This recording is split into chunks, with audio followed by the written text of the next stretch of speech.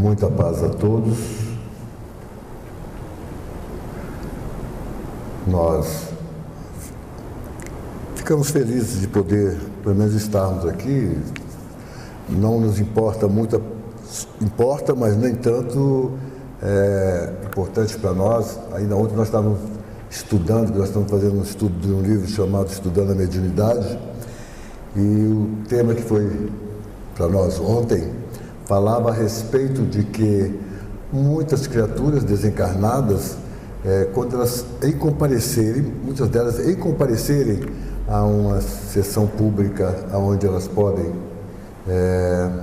receber alguns esclarecimentos, elas já, pelo menos, já mudam de comportamento e procuram se tratarem. Portanto, a gente sabe que a espiritualidade, ela não perde tempo, ela aproveita todos os momentos e, com certeza, a espiritualidade está conduzindo uma série de irmãos nossos desencarnados aqui. Esperamos que nós possamos satisfazer as expectativas deles e de vocês encarnados, claro. O tema é: não se pode servir a Deus e a Mamon. Esse é o capítulo 16 do Evangelho segundo o Espiritismo. Nós temos que traduzir aqui etimologicamente Mamon, qual é o significado dela para nós. E ela significa dinheiro, na realidade significa dinheiro. Mas os antigos, eles transformaram Mamon como um deus. E para eles faziam ofertas, principalmente em estátuas de ouro, de prata. Eles faziam a parte de derretimento no cadinho desses ouros, então, e faziam essas homenagens a esse Deus. E nós estávamos, quando caiu esse tema para nós, eu fiquei realmente pensando a respeito dele. Quantos de nós falamos já tantas vezes que nos parece injustiça quando nós encontramos alguém que é um mendigo aí na rua, indivíduos extremamente necessitados, aqueles que moram debaixo das árvores, e não tem, parece para nós que não tem nenhuma perspectiva de vida. Mas se hoje nós somos mendigo, é porque ontem nós tivemos em mãos o empréstimo de Deus, a riqueza, e nós não fizemos o bom uso dela, infelizmente. Então, seguramente, como existe a lei de ação e efeito, se eu não fiz bom uso do empréstimo de Deus, daquele que Ele nos confiou, obviamente isso vai gerar uma reação. E nessa reação eu terei que responder pelo mau uso que eu fiz da riqueza que me foi emprestada. Então, se hoje eu sou mendigo, seguramente ontem eu fui rico de bens materiais. Como eu não fiz bom uso, eu tenho que responder por isso. Em Lucas nós vamos encontrar o que ele diz o seguinte: ninguém pode servir a dois senhores, porque ou odiará a um e amará ao outro, ou se afeiçoará a um e desprezará o outro. Não podeis servir ao mesmo tempo a Deus e a Mamon. Lucas 16, versículo 13. Tudo que nós temos na vida nos serve de provações. Se eu for um necessitado, é uma provação para mim, e uma corrigenda por eu ter às vezes falhado em algum momento no pretérito nosso. E se hoje eu sou abastado, também é uma provação, e vocês vão ver mais à frente que é das mais difíceis para aquele que é portador da riqueza. Porque normalmente nós somos insaciáveis. Quanto mais nós temos, mais nós queremos, mais nós vamos em busca de mais. Então, é interessante isso nas nossas vidas. Nós, às vezes, não prestamos atenção nem em nós mesmos. Eu tenho uma pessoa que foi uma pessoa muito querida, e que o negócio dela era comprar.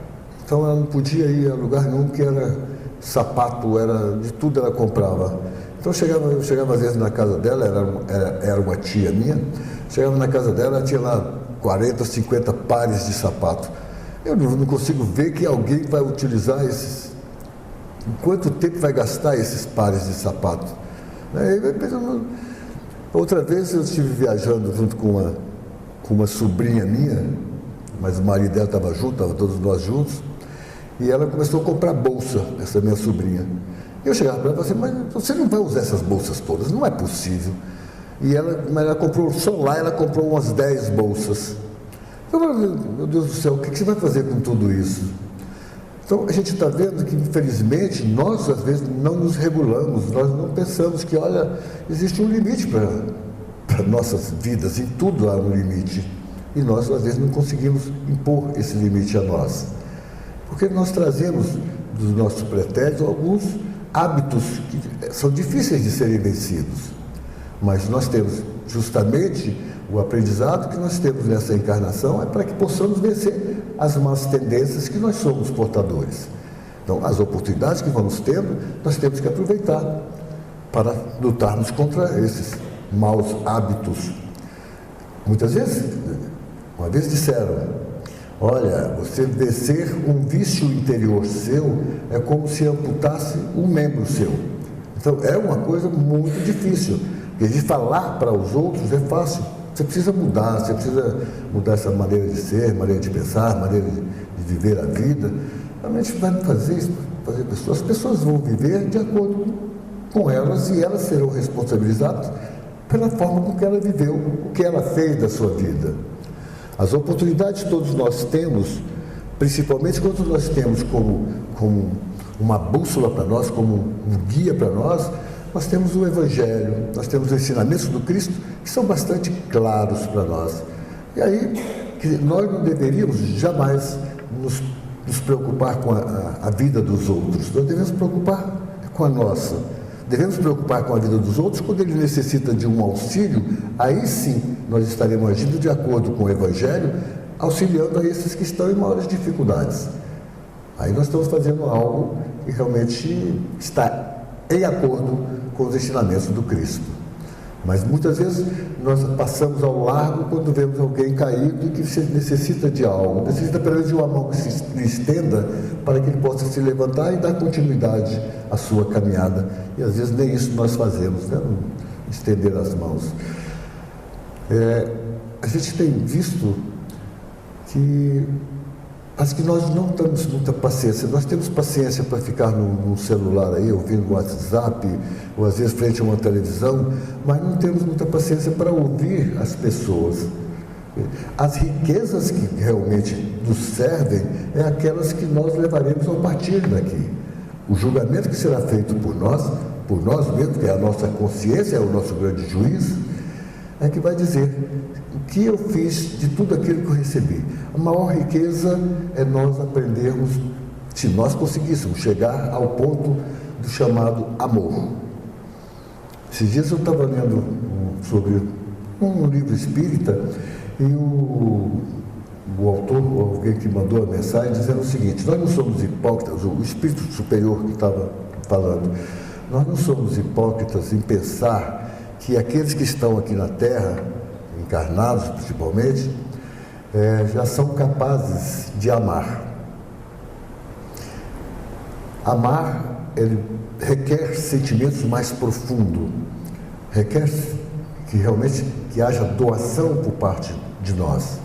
Então ele diz o seguinte para nós, o que nos aconselha é o seguinte: nós podemos não ser capazes de amar ainda, porém nós podemos desenvolver em nós uma coisa chamada respeito.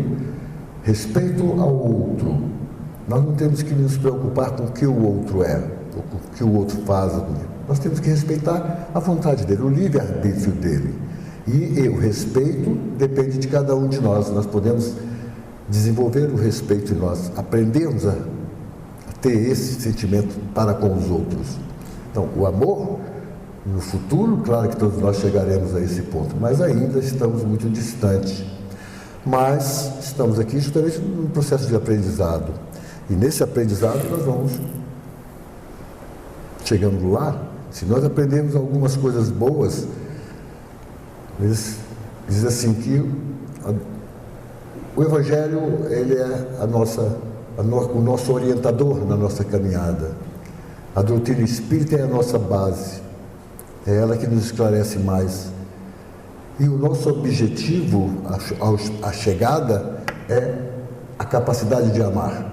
Então isso nós temos que estar em busca, procurando essas possibilidades. Claro que não, eles sabem, Deus sabe quais são as nossas possibilidades. Por isso que diz que Ele não coloca um fardo tão pesado em nossos ombros que nós não possamos carregar. Ele coloca aquilo que há possibilidades para nós, porque Ele nos conhece muito bem.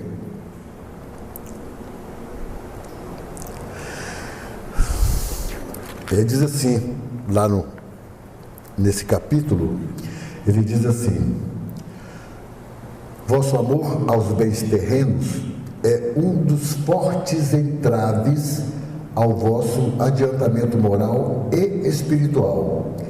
Por esse apego à posse, suprimes as vossas faculdades afetivas, em as transportando todas sobre as coisas materiais.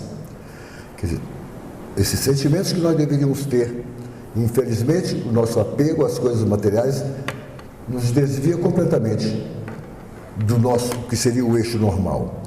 Aí me faz lembrar, tem um livro psicografado por Francisco Cândido Xavier chamado Voltei, de Irmão Jacó. O Irmão Jacó, na verdade, o nome dele era Frederico Figner. E ele foi, quando encarnado, ele chegou a ser presidente da Federação Espírita Brasileira. Mas pelo nome, dá para nós sabermos que Frederico Figner, ele era de descendência judia. E o Frederico Figner, ao desencarnar, veja como passa a ser desse complexo o processo de nós nos agarrarmos, nos apegarmos às coisas materiais. Quer dizer, o quanto nós depois responderemos por isso de alguma forma. E o Frederico Figner, ele desencarnou, mas ele não conseguia se desprender da roupagem física. E não conseguia se desprender pelo apego dele, dos objetos que ele tinha na sua casa. O apego fazia com que ele transmitisse para aqueles objetos as suas vibrações, as suas energias. Então ele magnetizava os objetos que ele possuía, aqueles que ele tinha maior apego. Quando do desligamento dele da roupagem física, houve uma dificuldade imensa. Então veio, olha o padrão que era o Irmão Jacó. Veio Bezerra de Menezes e uma filha dele, que já estava em condições espirituais razoáveis, que vieram para fazer o desligamento dele da roupagem física. E foi aí que ele descreve que esses objetos retransmitiam as energias que ele tinha emitido, impregnado os objetos, eles continuavam reemitindo para ele. Então isso é que fazia com que ele ficava aprisionado ao corpo físico. Então esse Bezerra de Menezes e a filha levaram ele em espírito para a beira-mar, porque as energias lá eram diferenciadas. Foi aí que eles conseguiram fazer realmente o desligamento dele da roupagem física. Então nós somos assim, nós temos que ter muito cuidado. Uma vez teve um amigo nosso que frequentou aqui a casa há muitos anos atrás, e ele estava me contando, ele contou para mim essa história dele. Ele disse que ele morava lá no interior aqui de Minas, perto de Paracatu, e o pai dele tinha comprado um Fusca, tinha comprado um carro naquela época. E o pai dele ficava sentado na varanda da casa e punha o carro na sombra de uma árvore, se caía folhas ou qualquer coisa ali em cima, o pai ia lá e limpava o Fusca e tal, para não deixar ficar sujeira nenhuma no carro. E o pai não deixava nenhum dos filhos tocar no carro. Só tinha um compadre dele que podia dirigir o carro. Ou era o compadre ou era ele, ninguém mais. E o pai dele passou mal, ficou doente e tinha que ser levado para a cidade. Então todos os filhos que tentaram, o carro não funcionava. Aí foram lá e falaram, vamos ver se o compadre do pai dele sabia de alguma coisa que que estivesse no carro, que só ele pudesse ligar. Aí o compadre chegou, sentou e o carro funcionou e tudo. Então, quer dizer, o magnetismo que o indivíduo empregou naquela coisa material dele, ele tinha realmente um domínio sobre aquilo. Então, isso é possível? Claro que é possível. Tudo que nós possuímos, se nós nos apegamos, é um problema. Porque como é que nós vamos dar continuidade à nossa caminhada se nós nos preocupamos com as coisas ainda que são materiais?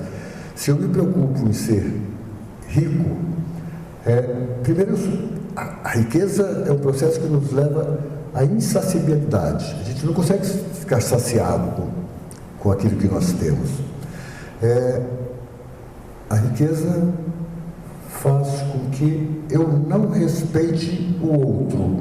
Eu vou passar por cima de quem quer que seja para me conseguir os meus objetivos. Quer dizer, então eu estou cometendo uma série de... Depois, aquilo que eu consegui como riqueza, eu deveria utilizá-la bem. Bem no bem. Então, quando você pega... Deus não condena a riqueza. Condena o mal que nós fizermos dela. A riqueza, todo homem... Vocês já imaginaram se nós... Descreve-se que se repartisse todas as riquezas do mundo entre a população do mundo, sairia uma porcaria para cada um, uma ninhariazinha para cada um. Então não resolveria o problema. Agora, o homem que emprega bem a sua riqueza, gerando emprego, auxiliando aqueles que estão mais necessitados, é óbvio que ao retornar ao mundo espiritual, ele será recompensado com isso. Porque Cristo mesmo nos falou: mas será dado àquele que bem usou. Então ele receberá mais. Enquanto que nós tivermos uma riqueza imensa aí e não utilizarmos em benefício de ninguém, não agirmos no pensamento do primeiro mandamento: amai ao próximo como a ti mesmo, como Deus nos ama. Portanto, nós temos que estar em mente, primeiro, é de que mesmo tendo a riqueza, eu tenho que aplicar ou empregar bem essa riqueza em benefício de todos. Tem um dizer que está nesse capítulo que eu achei muito interessante. Eu até achei interessante, mas que não tem conexão com o capítulo, mas vocês vão ver que há. Ele diz o seguinte, nós nos devemos uns aos outros. Não é senão por união sincera e fraternal entre espíritos e encarnados que a regeneração será possível. Então, nós pertencemos ao universo, portanto, nós fazemos parte do universo. E nós estamos realmente ligados todos um ao outro. Eu digo sempre que não há encontros na vida, há sempre reencontros. Nós estamos sempre nos reencontrando. E aí ocorrem algumas coisas interessantes que nos trabalhos mediúnicos nossos, ainda ontem no trabalho nosso, vieram 2 irmãos nossos com as mesmas características. Um dizia que ele falou assim: eu não vou sair de lá enquanto eu não me vingar do que me fizeram. Perguntei para ele: mas o que fizeram a você, meu irmão? Ele disse o seguinte: eles acabaram com as minhas terras, as minhas fazendas, acabaram com tudo que eu tinha e agora eu quero me vingar deles. Eu conversando, falei: mas a vingança não é justiça. Dizem que a vingança, a pessoa que busca a vingança, ele está cavando 2 sepulturas. Pode ser que a dele pode retardar um pouco, mas ele vai responder pelos atos dele que ele cometeu. Então, portanto, vingança, você não vai solucionar seu problema, você não vai ter nada de volta. Ah, mas eu quero os meus bens de volta. Aí eu expliquei. Aí a gente entende que a maioria de nós, muitos, desencarnamos e não sabemos nem que desencarnamos. Então é uma dificuldade imensa para... Veja os milhões de criaturas desencarnadas, que para cada encarnado tem cerca de 4 desencarnados, só no planeta Terra. Então imaginamos aí o número de desencarnados que tem e que nem sabe que estão desencarnados. Eu tive que falar para ele assim: você está vendo como é que você está conversando comigo? Ele falou assim: eu estou conversando contigo. Pois é, você já não tem a sua roupagem física que você tinha. Agora você está conversando comigo através de alguém que está cedendo o aparelho corporal dele para que você possa conversar. Olha se esse corpo é seu. Aí que ele realmente não é o meu. Então eles caem na realidade de que, olha, então o que ocorreu comigo? O seu corpo, por algum motivo, ele morreu. Agora, o espírito, como é eterno, ele vai continuar sua caminhada, sua jornada de vida. Portanto, você tem que esquecer esses bens terrenos, porque nós, quando morremos, não levamos nada de bens materiais. A grande riqueza que podemos levar são aquilo que nós realizamos em acordo com as leis divinas. Caso contrário, nós vamos ficar por aqui ainda. Bom, esse aceitou bem a nossa conversa, o esclarecimento para ele, e ele resolveu que iria seguir com uma pessoa. Existe isso, nós temos muitos amigos espirituais que, por bondade, querem nos socorrer, querem nos ajudar. Aí ele dizia, mas ele perguntou para mim: por que eu não via ele antes, esse amigo aqui? Você não via porque você estava fechado nas preocupações que você estava, que era só de recuperar seus bens.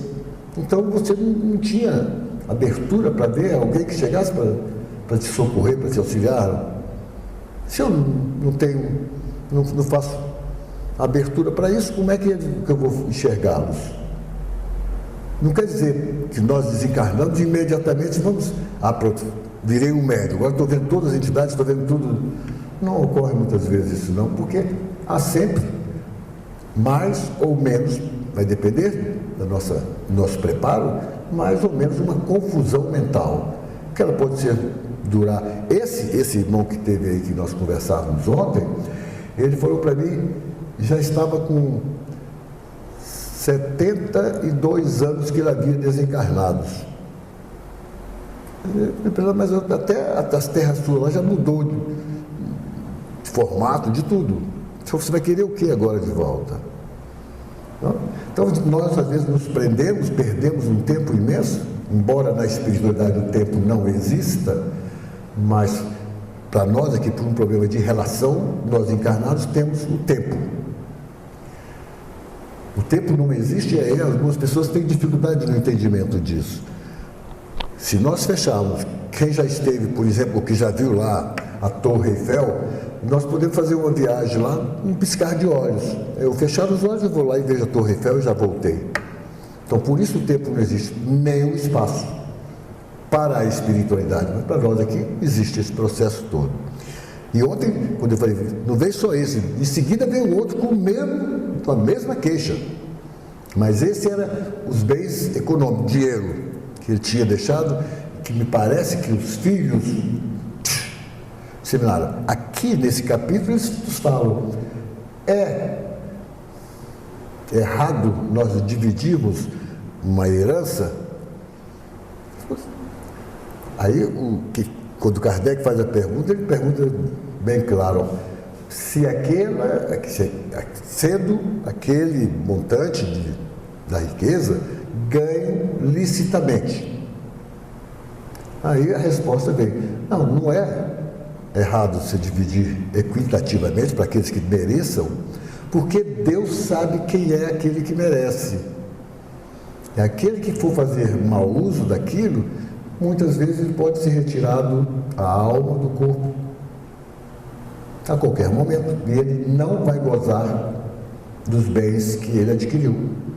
Só que não somos nós, até certo ponto, não somos nós que comandamos, nós temos um tempo de existência, nós temos uma programação. Quando nós fizemos a nossa programação de reencarnação, nós fizemos a programação para passar por aquilo que nós estamos passando. Se eu tiver que ser rico, serei rico. Se eu tiver que ser pobre, miserável, serei miserável. Se eu tiver que ser remediado, serei remediado. Mas houve toda uma programação pretérita para que nós viéssemos e nos encarnássemos e estivéssemos passando pelos momentos que nós estamos passando agora no planeta Terra. Então, isso cabe a todos nós. Por que Deus está me castigando e está deixando outras pessoas aí viver nababescamente? Nós esquecemos que hoje está um problema da ostentação, né? O indivíduo às vezes tem 10 carros numa garagem. Vai precisar de um para sair, porque não tem sentido ele ter 10 carros na garagem. Está com, às vezes, uma riqueza imensa, empenhada lá, amortizada lá no emprego, naqueles bens, no qual ele poderia utilizar, gerando empregos, gerando, de alguma forma, ajudando. Nós pensamos assim, ninguém passará impune pelas leis de Deus, ninguém. Aqueles que cometeram seus erros terão que responder pelos seus erros.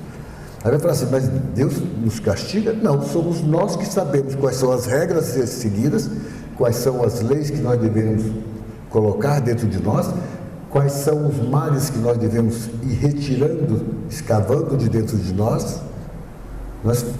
Hoje o homem está escavando asilos, lugares para se asilarem em caso de confrontos, de guerra, de tudo. Aí vai falar assim, mas por que o homem está fazendo isso, às vezes, criando silos subterrâneos para guardar sementes, porque caso haja uma catástrofe, essas sementes serão recuperadas para se refazer o plantio? Por que os homens estão pensando nisso? Então eles sabem o que eles estão fazendo. Eles sabem que em vez de procurar a paz, estão procurando a guerra, estão procurando confrontos. Se não fosse assim, eles não estariam. Então, um amigo dizendo, olha, eles sabem muito bem o que estão fazendo. Porque quando a gente vê hoje em dia, às vezes sai uma avalanche de filmes que nos parece assim, isso é ficção, não vai acontecer. E aí vem filmes, eu estava vendo na Netflix, tem uns 4 ou 5 lá de terremoto, de enchentes, de tudo, sabe? Aí fala assim, por que isso? Mas lá, com muita sutileza, eles nos trazem algum momento dizendo, olha, a maneira de nós escaparmos dessa situação é assim. Então estou trazendo alguns ensinamentos. Eu não gosto muito desse tipo de filme não, mas depois que eu li a respeito disso, é interessante, porque é realmente um preparo para nós. Mas a nossa maior preocupação, esses homens que estão preocupados mais com isso, estão preocupados para não perderem a riqueza que eles têm aqui, o poder. Porque para todos aqueles que receberam poder, que receberam riqueza, são provações dificílimas. E nós fazemos muitas críticas. Se nós a soubéssemos amar, em vez de nós criticarmos, nós estaríamos orando por essas criaturas. Porque elas terão, a probabilidade delas, criaram para si um débito terrível. Na pergunta 810 do Livro dos Espíritos, ele diz assim, sem se afastar da legalidade, pode-se dispor dos bens de maneira mais ou menos equitativa depois da morte, se é responsável pelas disposições que se fez? Aí, a resposta dos Espíritos, do Espírito de Verdade, toda ação causa seus frutos. Os frutos da boa ação são doces.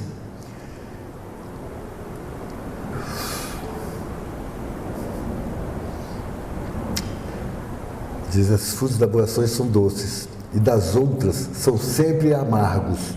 Aí ele faz assim, sempre entender bem isso. Porque ele está nos alertando que é sempre. A lei de causa e efeito, nós vamos criar para nós problemas, podemos criar ou não, claro, vai depender de como nós estamos agindo com aquilo que nós estamos buscando apreender do Evangelho do Cristo, das leis universais que cabe a todos nós. Portanto, a cada um de nós, conhecereis a verdade, ela vos libertará. Sim, vai me libertar não só por eu conhecê-la, mas por eu colocá-las em prática. Caso contrário, não vai nos servir de nada. Vencer as nossas imperfeições não é de um dia para o outro, porque a natureza não dá salto. Daí a justiça divina, e nós temos as oportunidades de reencarnação. Através da reencarnação é que nós vamos lapidando a nós mesmos. O ouro, para se transformar numa peça preciosa, ele passa por um cadinho, onde ele é derretido no fogo, para depois o ouro se transformá-lo numa peça que seja agradável aos olhos nossos. Então, da mesma forma, nós passamos por situações, às vezes, de dificuldades, que são necessárias para que nós nos lapidemos. A dor, infelizmente, é o que mais nos lapida. Na pergunta 814 do Livro dos Espíritas, Kardec pergunta: por que Deus deu a uns as riquezas e o poder, e a outros a miséria? Resposta dos Espíritos: para provar, quer dizer, passar por uma provação, cada um de maneira diferente. Aliás, sabeis que os próprios Espíritos escolheram essa prova e frequentemente nela sucumbem. Então, é triste nós vermos que a maioria de nós, se tivermos bens e que nós nos apegamos a eles, nós vamos falhar nessa encarnação. Então, na outra, uma vez teve um orador aqui, isso há muitos anos atrás, que ele contando de uma passagem, acho que ele estava andando com o Chico, lá no Rio de Janeiro, e ele passando por uma rua, tinha um irmão nosso mendigando lá no local, determinado local. E aí, o amigo comentou com o Chico: por que isso ocorre, né? Porque, poxa, um indivíduo necessitado fica aí, olha a situação dele, tem uma situação precaríssima. Aí que nós começamos a colocar Deus no meio, mas Deus está sendo injusto. Aí o Chico respondeu para esse que fez a pergunta, falou assim: há muitos anos atrás, aqui existia uma vila de casas, e ele era o dono da vila. Ninguém, nenhum dos inquilinos dele, podia atrasar um dia o aluguel, que ele colocava, punha tudo, o que os inquilinos possuíam, ele colocava tudo na rua e punha eles para fora e punha eles para ir embora. Aí ele reencarna depois, ele desencarna e reencarna, por incrível que pareça, voltou ao mesmo local, e lá naquele local é onde ele mendigava. Quer dizer, então você vai falar assim: coitado, ele está como mendigo. Isso não significa que nós não devemos estender as mãos àqueles que estão necessitados. Quando nós vamos lembrar aqui, já tenho comentado muito isso com os outros amigos aí, dizendo assim: está todo mundo preocupado lá, os grandes órgãos estão preocupadíssimos, a ONU, todos, com a guerra da Ucrânia. Ela tem um porquê de ser. Eu não vou explicar isso agora para vocês, mas, fala assim, a guerra na Ucrânia. Eles estão preocupados por quê? Porque lá é o trânsito de uma grande jazida de gás, são ricos, então, economicamente são países que estão razoáveis. Agora, está há 9 meses de guerra, de confronto lá. E os nossos organismos aí, que seriam responsáveis pela paz, eles não estão, parece, muito preocupados, que tem 1 ano e meio que tem um confronto lá na África, que já morreram milhares e milhares de pessoas muitas vezes inocentes, e a gente nem vê falar. A grande mídia não reflete sobre isso. Mas por que tem milhões de criaturas morrendo lá e nenhum organismo se preocupa com isso? Ninguém está nem aí. Bom, como tudo tem uma causa e tem um efeito, muitos daqueles que estão nascendo na África são aqueles mesmos que foram um dia os que cuidavam nazistas que cuidavam dos campos de concentrações, no qual os judeus morriam esquálidos, só pele e osso, famintos, e como eles eram raça ariana, eles estão resgatando os seus débitos que cometeram lá, nesses campos de concentração, nascendo lá na África, na cor negra, para não ser a raça ariana mais, e muitos deles morrendo nas mesmas condições com que eles levaram aquelas criaturas desencarnadas nos campos de concentração. Então, isso não é justiça. A gente pode pensar assim, não, é errado os nossos organismos não fazerem nada para que isso não continuasse. Não é? Senão está sendo o quê? Está parecendo que isso está sendo uma vingança. Então, Deus está se vingando agora porque eles foram lá e agora eles vão sofrer lá as consequências daquela forma, na fome, na miséria, sem oportunidades de um dia chegarem.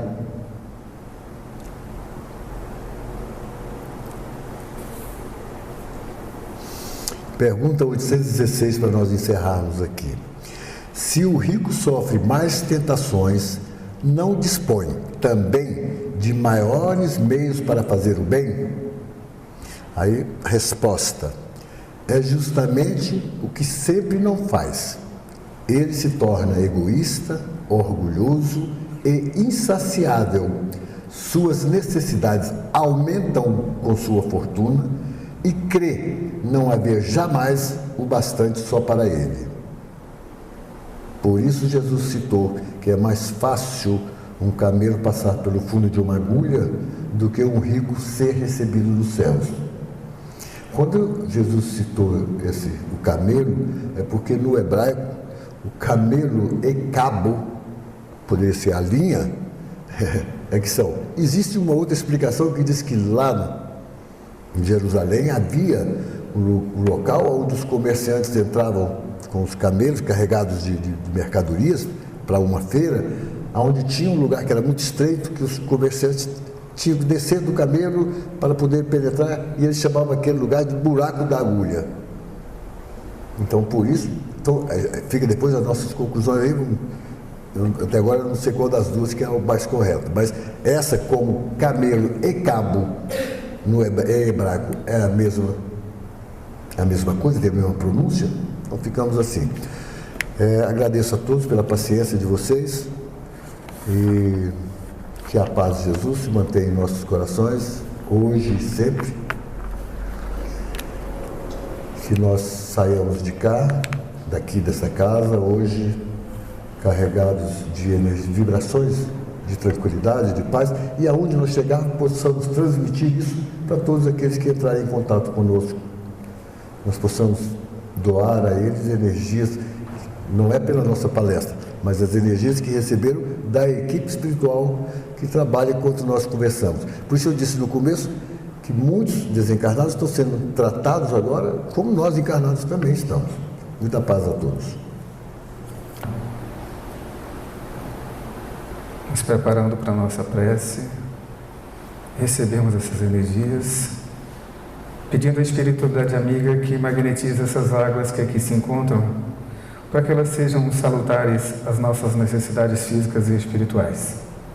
Mestre amado de infinita bondade e misericórdia, só temos a te agradecer, Senhor, pela oportunidade de estarmos aqui nesse momento no planeta Terra, nessa transição de provas e expiações, usufruindo desses conhecimentos e também contribuindo.